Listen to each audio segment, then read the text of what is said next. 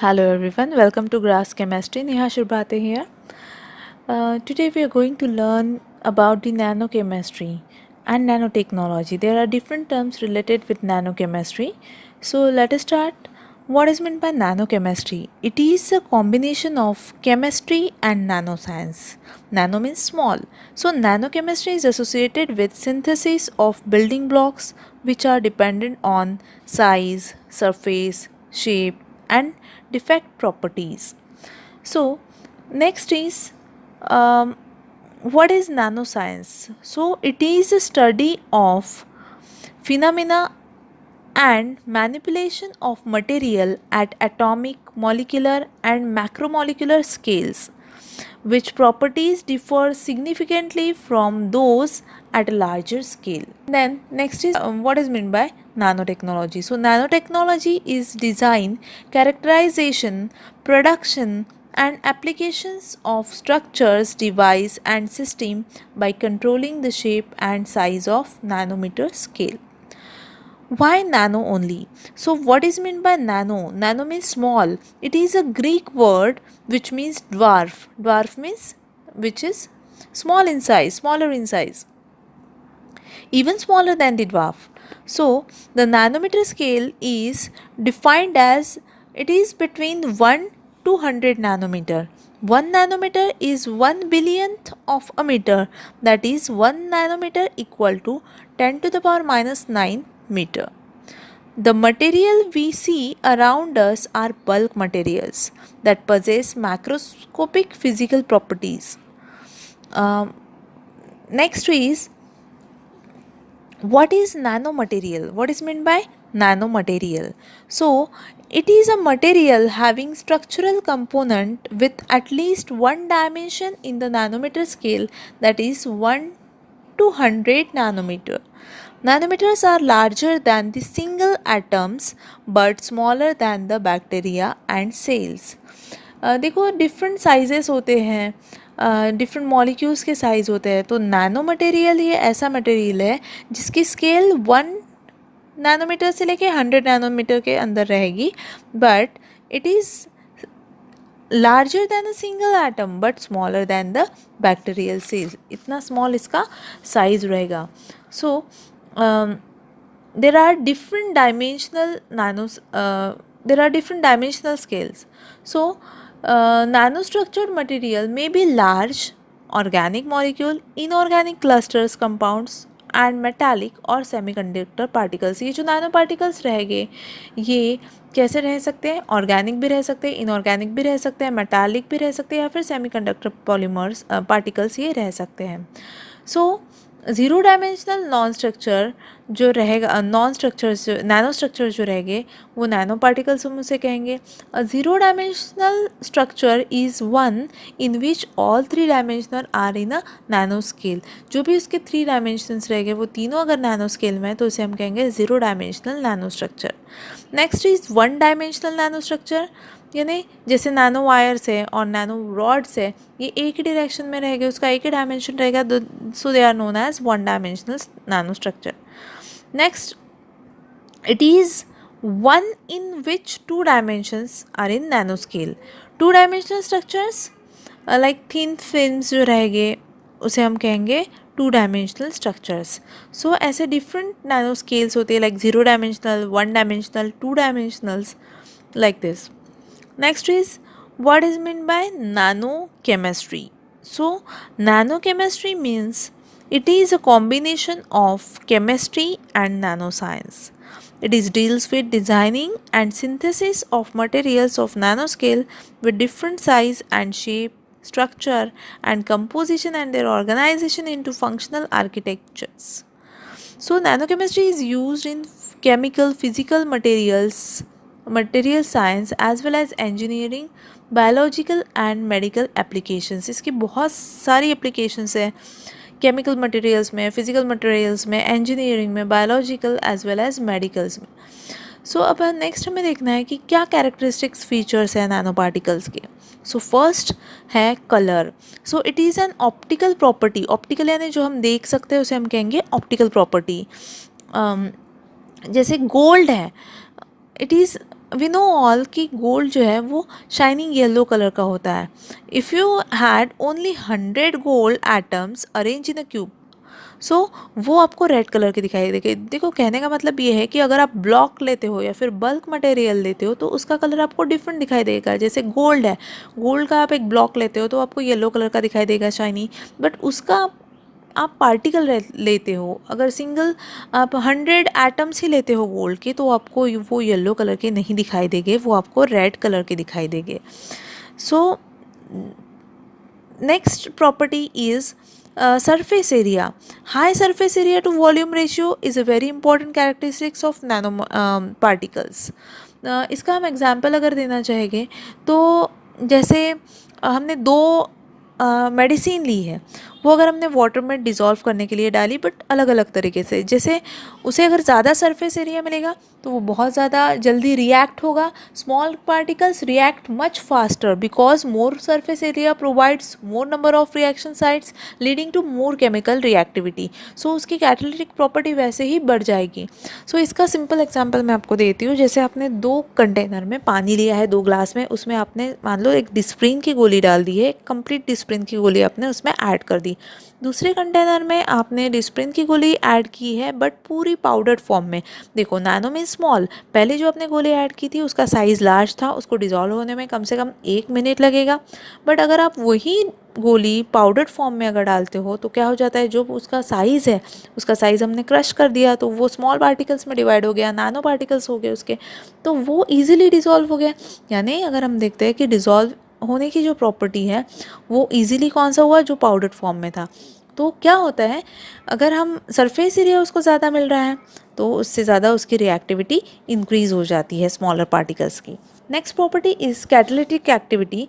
So due to increase in surface area with decrease in the particle size, अगर हमने particle का size कम कर दिया और सरफेस एरिया अगर ज़्यादा इंक्रीज़ हो गया तो उसकी कैटालिटिक प्रॉपर्टी है वो ऑटोमेटिकली क्या हो जाएगी, इंक्रीज़ हो जाएगी. ठीक है.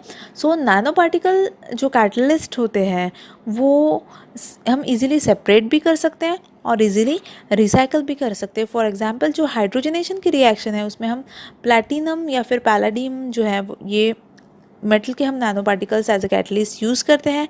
सिमिलरली टाइटेनियम ऑक्साइड और zinc oxide are use in photo catalyst. Gold जो होता है वो बल्क फॉर्म में अनरिएक्टिव होता है, बट उसके अगर हम नैनो पार्टिकल्स लेते हैं तो वो बहुत अच्छा एज अ कैटलिस्ट एक्ट होता है. इन शॉर्ट कि अगर उसका साइज़ स्मॉल है, सरफेस एरिया ज़्यादा है, तो उसकी कैटालिटिक प्रॉपर्टी क्या हो जाएगी, इंक्रीज़ हो जाएगी.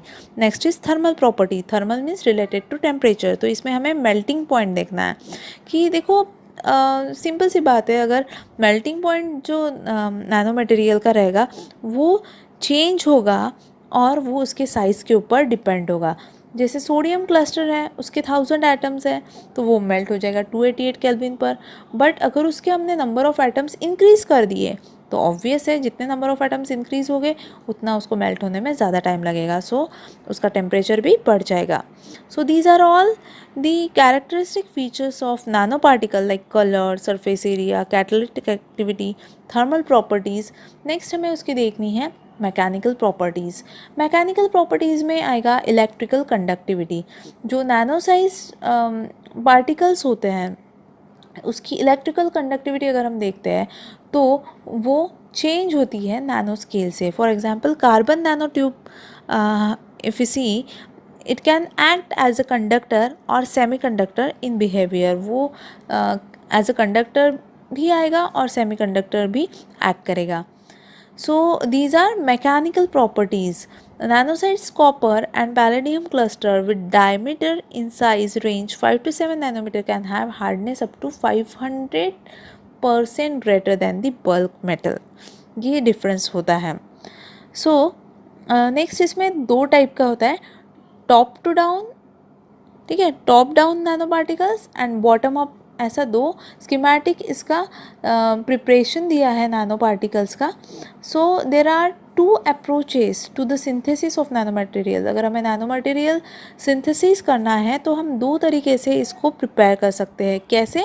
फ्रॉम टॉप टू डाउन या फिर बॉटम टू अप। इसका सिंपल मैं एग्जांपल देती हूँ। टॉप टू डाउन यानी क्या होता है, अगर आपके पास एक पत्थर है, उससे अगर आप एक स्कल्पचर बना रहे हो, उससे अगर आप एक स्टैचू बना रहे हो, तो क्या हो गया, पत्थर यानी हो गया बल्क, उससे आप स्टैचू बना रहे हो तो वो हो गया नैनो पार्टिकल। मतलब टॉप टू डाउन ये प्रोसेस होगी। और अगर आपके पास ब्रिक है, already you have nano particle, brick है, उससे अगर आप बिल्डिंग बना रहे हो, ठीक है, तो वो हो जाएगा बॉटम अप प्रिपरेशन मेथड। ठीक है, preparation method of nano particles. So these are the difference between top down and bottom up preparation of nano particles. तो नेक्स्ट हम देखेंगे wet chemical synthesis of nano materials. अब wet chemical synthesis of nano materials में हमें colloidals के बारे में information मिलेगी, जैसे सोल जेल प्रोसेस होती है। सोल्स यानी क्या होता है, these are dispersion of colloidal particle. जो हमने 11th स्टैंडर्ड में लेसन पढ़ा था वो आपको थोड़ा इसके लिए रीड करना पड़ेगा। सो it is based on polymerization reaction basically, and which are carried out at room temperature, including 4 different steps like hydrolysis, polycondensation, drying and thermal decomposition. So इससे हमें मिल सकता है sol gel process of synthesis of nano particles. So condensation भी process है इसमें, hydrolysis भी process है, decomposition, thermal decomposition as well as drying, ऐसे डिफरेंट प्रोसेस से हमें मिल सकता है। तो डिफरेंट टेम्परेचर्स पे ये कैरिड आउट किए जाते हैं, डिफरेंट प्रेशर टेम्परेचर पे ये कैरिड आउट किया जाता है। Next is analysis or characterization of nanomaterials. So, the synthesis material is analyzed by various analytical tools or techniques. The name of the techniques and its uses is described जैसे US visible spectroscopy है, UV visible, ultraviolet visible spectroscopy, ये जो technique है इसके लिए हम spectrophotometer use करते हैं। और ये हमें किसके बारे में इंफॉर्मेशन देती है, जो नैनो पार्टिकल्स है उसका प्रिलिमिनरी कन्फर्मेशन के बारे में हमें इंफॉर्मेशन देती है। नेक्स्ट है एक्सरे डिफ्रैक्शन मेथड। ये इसमें हम एक्सरे डिफ्रैक्ट्रोमीटर यूज़ करते हैं, जिससे हमें पार्टिकल्स का साइज़ पता चलता है, क्रिस्टल का स्ट्रक्चर पता चलता है, उसकी ज्योमेट्री भी पता चलती है। नेक्स्ट जो मेथड है वो है टेक्निक जो है वो है स्कैनिंग इलेक्ट्रॉन माइक्रोस्कोपी। ये हम स्कैनिंग इलेक्ट्रॉन माइक्रोस्कोप से पता कर सकते हैं कि स्ट्रक्चर का सरफेस क्या है, उसका मटेरियल कैसा है, और उसकी मॉर्फोलॉजी यानी उसका अपीयरेंस कैसा है। ये इसके बारे में हमें इंफॉर्मेशन ये टेक्निक से मिल सकती है। यानी जो भी नैनो पार्टिकल है उसका प्रिलिमिनरी डिटेक्शन कैसे रहेगा, उसका पार्टिकल साइज़ क्या रहेगा, उसका स्ट्रक्चर कैसे रहेगा, इसकी इंफॉर्मेशन हमें मिलती है। Next is transmission electron microscopy. Transmission electron microscopy जो है यह माइक्रोस्कोप से ही फाइंड आउट कर सकते हैं, उसका हमें एग्जैक्ट पार्टिकल साइज पता चलता है। और लास्ट जो है वो है फॉरियर ट्रांसफॉर इंफ्रारेड स्पेक्ट्रोस्कोपी। ये यहाँ पर भी हम स्पेक्ट्रोफोटोमीटर से फाइंड आउट कर सकते हैं कि उसका बाइंडिंग नेचर कैसा है, उसका एब्जॉर्प्शन ऑफ फंक्शनल ग्रुप कैसा है, फंक्शनल ग्रुप का एब्जॉर्प्शन कैसा है। ये सब इंफॉर्मेशन हमें ये इंस्ट्रूमेंट से मिल सकती है by using this various techniques for analysis और characterisation of nano materials. Next हमें देखना है कि हिस्ट्री ऑफ नैनो टेक्नोलॉजी क्या है, कौन से साइंटिस्ट का कंट्रीब्यूशन है नैनो टेक्नोलॉजी में, ये हमें देखना है। The term nanotechnology was defined by Tokyo Science University professor Nario Taniguchi in 1974. Next हमें देखना है कि what are the applications of nanomaterial. nanomaterial की बहुत ही ज़्यादा वाइड एप्लीकेशन है, केमिकल में, ऑप्टिकल, स्ट्रक्चर, कैटालिटिक प्रॉपर्टीज़, उसकी जो है फिजिकल प्रॉपर्टीज़ इसकी सारी यूनिक है, उसके कारण इसके बहुत सारे एप्लीकेशंस है, लाइक मेडिकल फील्ड में भी है, सो मेडिसिनल फील्ड में है, बहुत जगह पर इसकी एप्लीकेशंस है। तो फर्स्ट नैनो पार्टिकल्स जो है वो स्ट्रॉन्गर है, लाइटर है, क्लीनर है, स्मार्टर है, उसका सरफेस अच्छा है। तो इसके लिए they are used in manufacturing of eye glasses, sunscreen, crack resistant paints and so on. Next application is it is used in electronic devices. For example, जैसे हम सभी को पता है magneto resistive random access memory जो है इसमें इसका यूज़ होता है नैनो मटेरियल का। Nano technology plays an important role in water purification techniques. अगर हमें वाटर को प्यूरिफाई करना है तो इसके लिए भी नैनो पार्टिकल्स का यूज़ होता है, जो कि डिसइंफेक्टेंट का भी काम करता है, बैक्टीरियल डिसइंफेक्टेंट का। फॉर एग्जांपल वाटर प्यूरिफायर में हम silver nano particle act as highly effective bacterial disinfectant to remove E coli. जो ई कोलाई होता है वाटर में प्रेजेंट, ये इसको रिमूव करने के लिए सिल्वर नैनो पार्टिकल्स का यूज़ किया जाता है। ये वाटर प्यूरिफिकेशन के काम में आता है, which is safe for drinking. Next is self cleaning materials. For example जो लोटस का प्लांट होता है, it grows in muddy water but it leaves always appearance clean. अगर आप उसको देखते हो तो बहुत ही क्लीन दिखाई देता है, भले ही वो मडी वाटर में रहता है। But nano structures on the lotus leaves repels water which carries the dirt as it rolls off. क्या होता है, उसके ऊपर जो नैनो मटेरियल नैनो स्ट्रक्चर है उस प्लांट का, उसके वजह से क्या होता है, उसके पत्तों के ऊपर कभी भी डर्ट प्रेजेंट रहती नहीं है, वो डर्ट निकल जाती है, रिपेल हो जाती है वाटर में। सो इसके कारण वो हमेशा क्लीन दिखता है। So these are all the applications of nanomaterial. Now we have to see what are the advantages and disadvantages of particles and nanotechnology. So advantages, first advantage of nanoparticle is revolution in electronic and computing. Second, energy sector. Nanotechnology will make solar power more economical. Energy storage device will be more efficient. Next, medical field. Manufacturing of smart drugs help to cure faster and without side effect. Curing of life threatening disease like cancer and diabetes. आपने सुना होगा बहुत बार कि पहले cancerous जो cell था उसे treat करने के लिए इतनी अच्छी मेडिसिन नहीं थी, बट अब due to nano particles and nano technology क्या हुआ है, जो पार्टिकल पहले जाता था वो बाकी के सेल्स को भी अफेक्ट करता था, but due to nano technology and nano particles की वजह से क्या होता है, पर्टिकुलर सेल के ऊपर ही वो वर्क करता है। तो ये एक एडवांटेज है नैनो टेक्नोलॉजी का on such threatening disease like cancers and diabetes. Next, what are the disadvantages of nanotechnology? So despite the possibilities and the advancement that nanotechnology offers to the world, there also exist certain potential risk. कुछ ना कुछ तो अच्छी बात है, but उसके disadvantages भी है। बहुत अच्छी उसके एप्लीकेशंस है, बट हर एक चीज़ के साथ जितनी अच्छी होती है उसके कुछ साइड इफ़ेक्ट्स भी होते हैं, उसके डिसएडवांटेजेस भी होते हैं। तो नैनो टेक्नोलॉजी का क्या डिसएडवांटेज है ये हमें देखना है कि nano technology has raise the standard of living. हमारा स्टैंडर्ड ऑफ लिविंग तो इसमें बढ़ा दिया है, but at the same time it increase the pollution which includes air pollution. ये एयर पोल्यूशन को नैनो टेक्नोलॉजी की वजह से एयर पोल्यूशन काफ़ी हद तक बढ़ चुका है। The pollution cause by nano technology is known as nano pollution. जो पोल्यूशन नैनो टेक्नोलॉजी की वजह से होता है उसे हम क्या कहते हैं, nano pollution. This kind of pollution is very dangerous for living organism. जो भी लिविंग ऑर्गेनिज्म है उनके लिए बहुत ज़्यादा हार्मफुल है। Nano particles can cause lung damage. ये क्या कॉज कर सकता है, देखो एयरबॉर्न एयर पोल्यूशन कॉज कर रहा है तो ऑब्वियसली एयर से रिलेटेड कौन सा डिसीज़ रहेगा, लाइक लंग डैमेज, इन्हेलेशन। अब जो एयर इनहेल करता है वो अगर पोल्यूटेड है तो ऑब्वियसली हमें रेस्पिरेटरी डिसीज़ होगा, या फिर लंग्स के ऊपर वो डिपॉजिशन होगा जिसके कारण ये रेस्पिरेटरी डिसीज़ या फिर लंग डैमेज के प्रॉब्लम्स आ सकते हैं इसकी वजह से। These are all side effects और disadvantages of nanotechnology. The characteristics of nanoparticles that are relevant for health effects are size, chemical composition and shape.